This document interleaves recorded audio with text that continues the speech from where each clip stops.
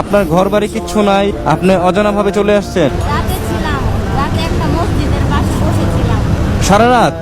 সারা রাত আমার মেয়েটাকে অনেক ভয় লাগছে। আরে আপনি প্রথম রাত তাহলে এক মসজিদের পাশে ছিলেন প্রথম রাত? বিপদের মধ্যে পড়ে গেছি।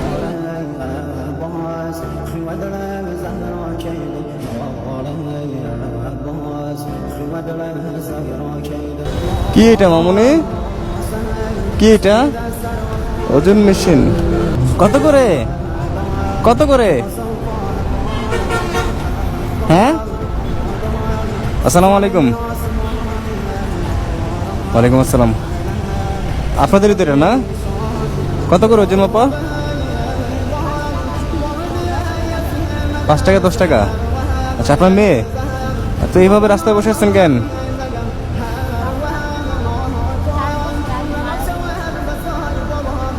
4 বছর আগে মারা গেছে? ওর বয়স কত তাহলে? 6 বছর। আর ওর বাবা মারা গেছে কত বছর আগে?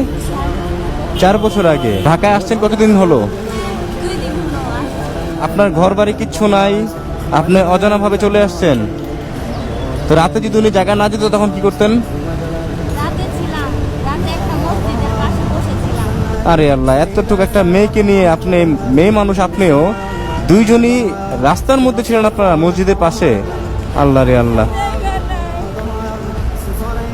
ইসরে আল্লাহ।